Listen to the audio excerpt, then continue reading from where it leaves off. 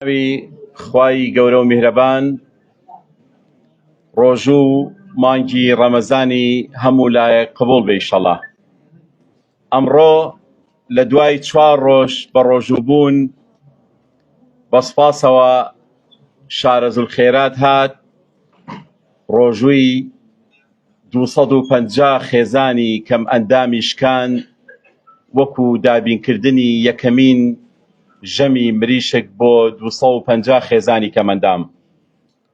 ئەمڕۆ 4 ڕۆژە ڕەمەزانە، بەڵام بێدەنگیکی سەیری سەرمایەدار و دەوڵەمەند و خێرخواز و خاوەنکار و خاوەن پێدراوەکان باڵی بەسەردا کێشاوە و کەمەندامان لە 4 ڕۆژی ڕەمەزاندا تەلەفۆن دەکەن و بە بێهیوایی دای دەخەنەوە بەسەر مندا. ئەگەر وا بڕوات ئەم بێدەنگیە درێژە بکێشێت و هەموو ئەو دەوڵەمەند و سەرمایەدار و کۆمپانیانەی لەم وڵاتەدا و لەم شارەدا هەن کە هاوکات زیاتر لە 70,000 کەمەندامی تایە و لەو 70,000ش چەند هەزاریان قوتی شەوێکیان نییە، ئەوە دڵنیابن بە چاوی خۆتان مەرگی برسێتی کەمەندامان ئەبینن بەم زوانە بەداخەوە. من ئەوەی لەسەرمە نامەوێ ئەم جارە بە هات و هاوار و بە قیژەقیژ و بە قسەی ناشرین و بە تووڕەبوون پەیامەکەمان بگەێنین.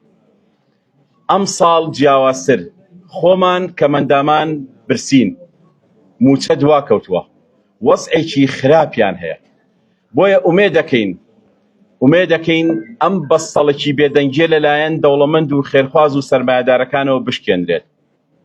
هاوشێوەی ڕۆژئاوا کە بە سەدان سەیارەی گەورە و بارهەڵگر ڕۆشن هاوکاریان پێشکەش کرد، هاوشێوەی چەمچەماڵ کە بە سەدان کەسی مرد و لە خۆبردوو بە سەدان ئۆتۆمبیل و پێداویستی و پارەیان و بە ملیارەها دیناریان پێشکەش بەو شارە کرد. ئەی ئەو پیاوە مرد و دڵسۆز و خەمخۆر و خۆشەویست و بە هەڵوێستانە لەکوێن ئەگەر بتوانن سەدان خێزانی کەمەندام لە سفرەیەکی بەتاڵی بەربانگیان تێر بکەن؟ ئەو دەوڵەمەندانە لەکوێن بۆ ئەو بێدەنگیە باڵی بەسەردا کێشاون کە بتوانن ماڵی مناڵێکی شە لە دەماغ سفرەکەیان پڕکەن؟ من ئاگاداری سەدان چیرۆکم لەم ڕێکخراوە کە پیشانیان ناوم بە کامێرا، سفرەی بەربانگ بەتاڵ، سفرەی پارشێو بەتاڵ، لە هەمووی ناخۆشتر گیرفان بەتاڵ. ئومێدەکەین ئەم کەناڵە جوانانەی کە ئەمڕۆ هاتوون بەدەم بانگەوازەکەمانەوە، ئومێدەکەین لە بەیانیەوە فریای ژیانی هەزاران خێزانی کەمەندان بکەون.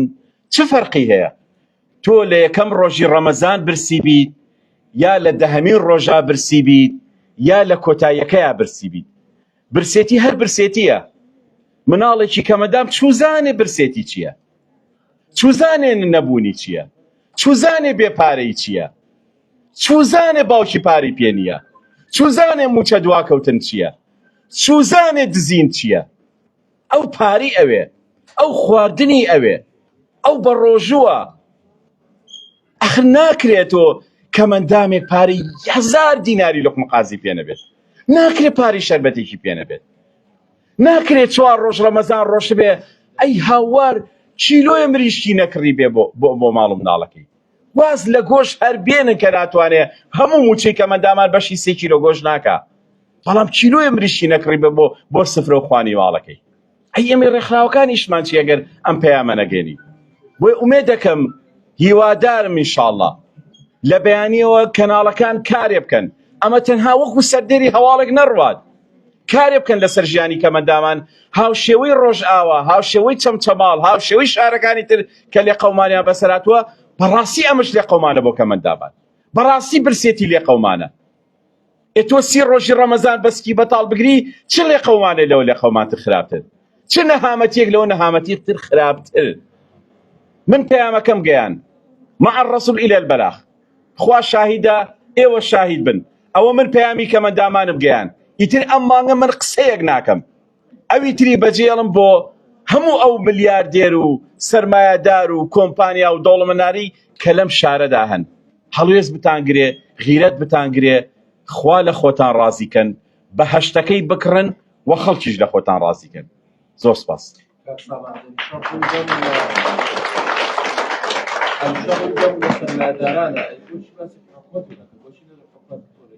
حکومەتی هەرێم باسی کام حکومەت کەم ئەو حکومەتی کە موچەی ئێمە بردووە حکومەتی هەرێم بەداخەوە دەستگایەکە بۆ دۆشین و بۆ ڕووتانەوە و بۆ قوربەسەرکردنی خەڵکی کوردستان خۆزگەوانە بووە خۆزگە بموتە ئەمڕۆ مژدەم ڕابگەیانە بموتە سەرۆکایەتی ئەنجومەنی وەزیران کە هەموو دەنگ و ڕەنگەکانی تایە کە هەموو حیزبە کوردستانەکانی تایە ئەمڕۆ مژدەی ئەویان داوە کە دوو موچەبەن بە کەمەندامان بەڵام بەداخەوە هەتا سەیری حکومەتکەی هەتا سەیریکەی بێهیوا ئەبی هەتا سەیریکەی بێز لە خۆ دەکەیتەوە بۆیە من هیچ پەیامێکم نییە بۆ حکومەت هەت بێ و نەت بێ وەکو یەک وایە ئەو خواکە تۆ موچەت نایەتێ پاری کارەبات لێ ئەسەنێ پاری ئاوت لێ ئەسەنێ نانیە بیخۆی ئەوەی ئەوێ ئێمەش لەو گوزەرانەیەن کە حکومەت دەوێ بەداخەوە بۆیە من هیچ پەیامێکم نییە بۆ حکومەت ئەم داواکاری من لە حکومەت نییە لە هیچ وەزیرێک نییە لە هیچ سەرۆکێک نییە ناشمێ گویان لێبێت من داواکاری من لە